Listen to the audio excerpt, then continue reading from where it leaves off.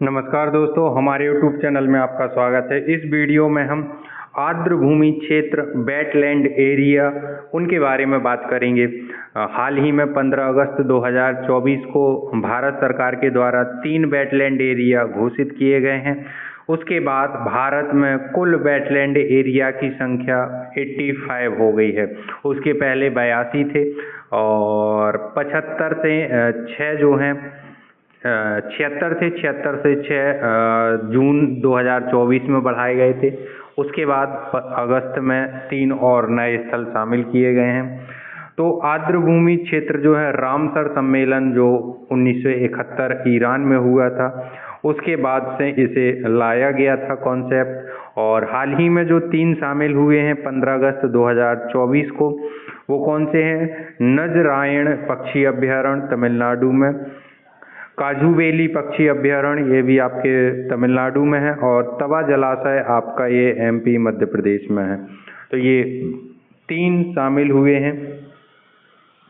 अब देख लेते हैं कि रामसर सम्मेलन के तहत आर्द्र भूमि क्षेत्र किसे कहा जाता है। तो पृथ्वी पर ऐसे आर्द्र भूमि क्षेत्र जो जैव विविधता के लिए बहुत ही महत्वपूर्ण है। जैव विविधता उसको कहा जाता है जहाँ विभिन्न प्रकार के पेड़ पौधे, अलग अलग स्पीसीज, अलग अलग वैरायटी, अलग अलग प्रजाति के पेड़ पौधे निकलें और जीव जंतु रहें, शैवाल, कवक और छोटे छोटे जीव।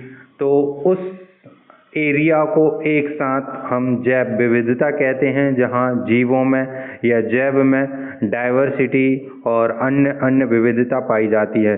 तो ऐसी चीज़ें जहाँ पानी ज़्यादा रहता है, नमी ज़्यादा रहती है, तो वहाँ ज़्यादा डेवलप होती हैं।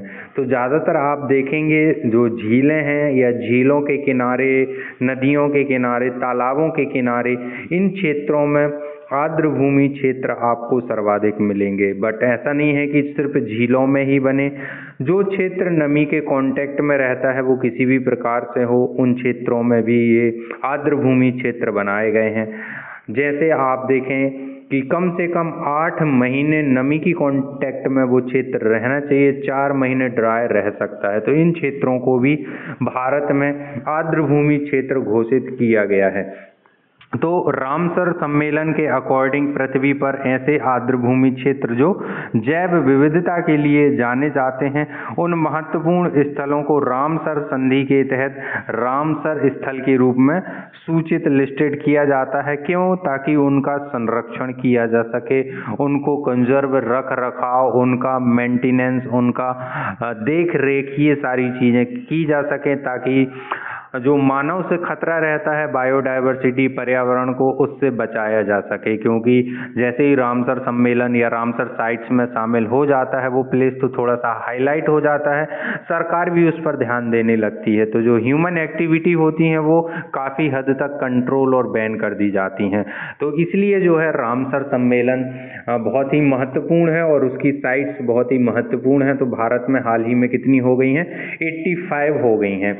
अब ये जो है 2 फरवरी 1971 को ये रामसर सम्मेलन हुआ था, इसलिए 2 फरवरी को हम वेटलैंड डे मनाते हैं भारत में। आर्द्र भूमि दिवस कब मनाया जाता है? 2 फरवरी को। क्यों मनाया जाता है? क्योंकि 1971 में ईरान के रामसर, जो कि कैस्पियन सागर के तट पर बसा हुआ शहर है, वहाँ पर यह सम्मेलन हुआ था वैज्ञानिकों का। तो रामसर शहर में आर्द्र भूमि के संरक्षण को लेके एक संधि हुई थी, जिसे हम रामसर संधि कहते हैं। रामसर संधि का उद्देश्य था पृथ्वी पर स्थित आर्द्र भूमि का संरक्षण किया जाए, और यह संधि 1975 से लागू हुई थी। 1975 तक काफ़ी देशों ने इस पर इंटरेस्ट दिखाया और अपने देश में लागू की, तब जाके जो है इसे ग्लोबली या जो है UNO के द्वारा वाइडली इसे लागू कर दिया गया। तो ये ज़रूर याद रखना कि ये संधि कब हुई थी, तो 2 फरवरी 1971 को, लेकिन ये पूर्ण रूप से विश्व में लागू कब हुई है, तो ये 1975 से लागू हो पाई। इसमें अब हम देख लेंगे कि रामसर संधि का महत्व क्या है। तो वेटलैंड पर कन्वेंशन का एक अंतर सरकारी संधि है, इंटर गवर्नमेंट संधि है, जो आर्द्र भूमि और उनके संसाधनों के संरक्षण और बुद्धिमान उपयोग के लिए राष्ट्रीय कार्रवाई और अंतर्राष्ट्रीय सहयोग के लिए रूपरेखा प्रदान करता है। तो रामसर संधि का यही महत्व है कि जितने भी आर्द्र भूमि क्षेत्र हैं उनका बहुत ही वाइजली बुद्धिमानी से उपयोग करना, जो दो देशों के बीच में भी यदि कुछ ऐसे क्षेत्र हैं उन पर भी जो है दोनों देश के सहयोग से उनको कंजर्व किया जाए, संरक्षित किया जाए। तो ऐसे बहुत सारे, जैसे हम हमारे यहाँ देखते हैं तो कच्छ की जो खाड़ी है वो जो है पाकिस्तान में भी पहुंचती है, तो वहाँ भी ऐसी मसला रहता है। और भी ऐसे देश हैं जो दो देशों के बीच में जो आपका पानी है या वहाँ ऐसी आर्द्र भूमि क्षेत्र है जहाँ बायोडायवर्सिटी है, तो उनको भी संरक्षित करने का इसमें प्लान है। उसके अलावा जो है जितने भी वेटलैंड एरिया हैं उनको सुरक्षित किया जाए, संरक्षित किया जाए और डेवलप किया जाए। तो यही जो है इसका प्रमुख उद्देश्य और महत्व है। अब भारत में देखें कि भारत की पहली रामसर साइट्स कौन है, क्योंकि अपन ने देखा कि 1975 में ये विश्व में लागू हो गई थी, ज़्यादातर देशों ने अपना लिया था, लेकिन भारत में सबसे पहला जो प्लेस शामिल किया गया था वो 1981 में किया गया था। और इसमें उड़ीसा में स्थित चिल्का झील और राजस्थान का केवलादेव राष्ट्रीय उद्यान था। तो उड़ीसा की चिल्का झील को शामिल किया गया और राजस्थान में केवलादेव राष्ट्रीय उद्यान। अब दोनों में अंतर आप देखें कि चिल्का झील जो है पूरा पानी से भरा हुआ क्षेत्र है, जबकि केवलादेव राष्ट्रीय उद्यान इसमें पानी भी है, जमीन, पेड़ पौधे, जानवर, सारी चीजें हैं। तो चिल्का झील पहली झील है जिसे आर्द्र भूमि वेटलैंड एरिया घोषित किया गया है भारत में। अब आप देखेंगे कि झीलों में भी बहुत सारी प्रकार की शैवाल, कवक, जीव जंतु रहते हैं। तो पेड़ पौधे कवक के रूप में, शैवाल के रूप में पाए जाते हैं, ढेर सारे अलग अलग प्रजाति की ढेर सारी शैवाल होती है, तो उसको भी संरक्षित किया जाता है। अलग अलग प्रजाति के जलीय जीव होते हैं और उस किनारे पर स्थित जो उभयचर जिनको हम बोलते हैं, जो जल और थल दोनों में रहते हैं, उस प्रजाति के भी जीव यहीं इन्हीं क्षेत्रों में पाए जाते हैं पानी के निकट। तो चिल्का झील को सबसे पहले शामिल किया गया जो 1981 में, उसके बाद केवलादेव राष्ट्रीय उद्यान। तो ये दोनों अलग अलग कैटेगरी के हो गए। क्वेश्चंस आपसे पूछे जा सकते हैं कि पानी वाला या पहली झील तो वो कौन सी है, आपकी चिल्का झील। और इन्हें कब किया गया, 1981 में किया गया। उसके बाद रामसर साइट्स द्वारा जो भारत का एरिया है, भारत में सतही क्षेत्र है वो कितना है, तो वो यहाँ आप देख पा रहे होंगे 13,32,000 जो है आपका हेक्टेयर इसके तहत शामिल किया गया है। 13,32,746 हेक्टेयर शामिल किया गया है। और तमिलनाडु में सर्वाधिक 16 रामसर साइट्स हैं भारत में, जो कि सबसे अधिक रामसर साइट्स वाला राज्य कहलाता है। यदि भारत की बात की जाए कि भारत में सर्वाधिक रामसर साइट्स या आर्द्र भूमि वेटलैंड एरिया कौन से राज्य में है, तो वो तमिलनाडु में आता है, क्योंकि तमिलनाडु आप देखते हैं 3 तरफ से आपका समुद्र से घिरा हुआ है और वहाँ की जलवायु ऐसी आर्द्र भूमि वाली है, तो ज़्यादातर वहाँ पर ऐसी स्पीसीज और ऐसी स्थितियाँ निर्मित होती हैं। तो सर्वाधिक कहाँ पर है, आपके तमिलनाडु में है। जो अभी हमने देखा कि अभी रिसेंटली 15 अगस्त 2024 को 3 स्थल शामिल किए गए हैं, जिसके बाद 85 हो गए हैं। पहला नजरायण पक्षी अभ्यारण्य, ये भी तमिलनाडु में है। काजूवेली पक्षी अभ्यारण्य ऑल्सो तमिलनाडु में है। तीसरा तवा जलाशय, ये बस मध्य प्रदेश में है, पचमढ़ी में है। तवा नदी पर होशंगाबाद नर्मदापुरम जिला कहलाता है, पचमढ़ी के पास में ही तवा जलाशय। तवा डैम जो कि मध्य प्रदेश का पहला डैम प्रोजेक्ट माना जाता है और इस पर बहुत सारी चीज़ें शुरू की गई थी। मछलियों का पालन किया गया था और यहाँ विभिन्न प्रकार की मछलियाँ रहती हैं, अलग अलग प्रजाति की ज़्यादातर। उसके अलावा पक्षियों की वैरायटी रहती है। फिर उसके बाद आप देखेंगे इस क्षेत्र में सागौन, बांस और विभिन्न प्रजाति के पेड़ पौधे पाए जाते हैं। जड़ी बूटियां सर्वाधिक पाई जाती हैं, मेडिसिनल प्लांट पाए जाते हैं। तो इन्हीं सभी चीज़ों को लेके इसे आर्द्र भूमि क्षेत्र घोषित और संरक्षित किया गया है।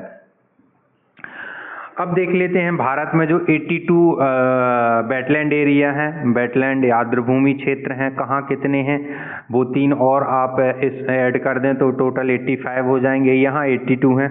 आंध्र प्रदेश का कोल्लेरू झील है, असम का दीपोर बील है, और बिहार की 3 है, कंवर झील हो गई आपकी, नागी पक्षी अभ्यारण्य हो गया, नकटी झील हो गई, गोवा का एक नंदा झील है, गुजरात में 4 हैं, खिजड़िया, नल सरोवर, थोल झील और बादवाना वेटलैंड। हरियाणा की बात करें तो सुल्तान राष्ट्रीय उद्यान है और भिंडाबास वन्यजीव अभ्यारण्य है। हिमाचल प्रदेश में आपके 3 हैं, चंद्रताल हो गए, पोंग डैम झील हो गई और रेणुका झील हो गई। तो आप देख पा रहे होंगे ज़्यादातर झीलों में ही आपके वेटलैंड एरिया हैं। जम्मू कश्मीर की बात करें तो 5 हैं, होकस्सर वेटलैंड हो गया, हुगाम वेटलैंड एरिया कंजर्वेशन रिजर्व हो गया, सालबुग वेटलैंड, मानसर सुरसरी वन्यजीव अभ्यारण्य और बुलर झील। तो ये 5 जो हैं आपके कहाँ हैं, जम्मू एंड कश्मीर में हो गए ये 5 आपके। उसके बाद कर्नाटक में 4 हैं आपके, रंगनथिट्टू पक्षी अभ्यारण्य हो गया, अंक समुद्र पक्षी संरक्षण रिजर्व, अघानासिनी मोहाना और मगधी केरे। तो ये 4 आपके कर्नाटक में हैं। आप देख पा रहे होंगे कि ऐसे क्षेत्र जहां ऑलरेडी रिजर्व हैं, चाहे वो नेशनल रिजर्व हो चाहे वो वर्ल्ड रिजर्व हो, यहाँ विविधता ऑलरेडी है और उसमें जो है आपके थोड़ी बहुत झीलें जहाँ हों तो वहाँ बायोडाइवर्सिटी ज़्यादा मात्रा में पाई जाती है, तो उसी क्षेत्र को संरक्षित किया जाता है और वेटलैंड एरिया में घोषित कर दिया जाता है। लद्दाख की बात करें तो 2 हैं आपके, तिसोकर और तिसो मोररी झील। उसके बाद मध्य प्रदेश में 4 और प्लस 1 अभी तवा डैम हुआ तो टोटल 5 हो गए हैं।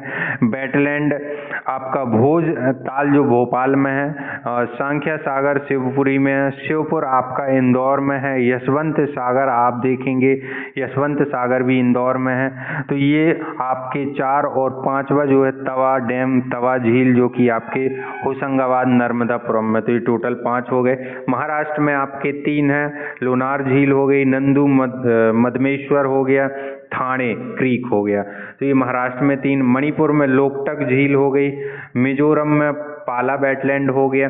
उड़ीसा की बात करें तो उड़ीसा में 6 हैं, अंसुपा झील, भीतरकनिका मैंग्रोव, चिल्का झील, हीराकुंड जलाशय, सतकोशिका कंठ और तंपारा झील। तो ये 6 आपके उड़ीसा में। पंजाब में भी आप 6 हैं, Beas conservation, Harike wetland, Kanjli wetland, Keshopur Miami, Nangal वन्यजीव और रोपड़ वेटलैंड। तो ये पंजाब के हो गए। राजस्थान में 2 हैं, केवलादेव और सांबर, केवलादेव और सांबर को, तो केवलादेव को सबसे शुरू में ही 1981 में कर दिया गया था और सांबर झील, तो 2 हो गए। उसके बाद त्रिपुरा में रुद्र सागर झील है एकमात्र। उत्तर प्रदेश में 10 हैं, बखीरा अभ्यारण्य, हैदरापुर बखीरा अभ्यारण्य, हैदरपुर, नवाब पक्षी पार्वती अर्गा अभ्यारण्य, समान पक्षी अभ्यारण्य समसपुर, सांडी पक्षी अभ्यारण्य, सरसई नवार और ऊपरी गंगा। तो ये 10 जो हैं आपके कहाँ के हैं, उत्तर प्रदेश के हैं। उत्तराखंड का आसन बैराज हो गया। पश्चिम बंगाल में 2 हैं, ईस्ट कोलकाता वेटलैंड और सुंदरवन डेल्टा जो है वो हो गया। अब सर्वाधिक हमने बात की थी कहाँ, तमिलनाडु में कितने हैं, 16, और 2 अभी रिसेंटली शामिल हुए हैं, तो टोटल कितने हो गए आपके, 18 प्लेस हो गए हैं। तो तमिलनाडु में सर्वाधिक 18 हैं, जो 16 यहाँ लिखे हैं। चित्रागुड़ी पक्षी अभ्यारण्य, मन्नार की खाड़ी हो गई आपकी बायोस्फीयर बायो रिजर्व है, काजी रनर कुलम पक्षी अभ्यारण्य, करेबेट्टी पक्षी, कारीकिली पक्षी अभ्यारण्य, कूथन कुलम पक्षी अभ्यारण्य, लॉन्गवुड 16, पल्लीकरण पिचावरम हो गया। उसके बाद आप देखेंगे पॉइंट कैलीमरी पक्षी अभ्यारण्य, सुचिंद्रम थेरू, उदय मंदुथुरई पक्षी अभ्यारण्य, बदापुर पक्षी अभ्यारण्य, बेंदा थगल पक्षी अभ्यारण्य, बेलाड पक्षी अभ्यारण्य, बेम्बनूर वेटलैंड कॉम्प्लेक्स। तो ये जो हैं आपके 16 तमिलनाडु में और 2 रिसेंटली अभी शामिल हुए। तो ऐसे कुल मिला के कितने, 18 वेटलैंड एरिया भारत के तमिलनाडु राज्य में है, जो कि सर्वाधिक है। तो ये हमारे भारत के वेटलैंड एरिया हैं जो कि टोटल 85 हैं।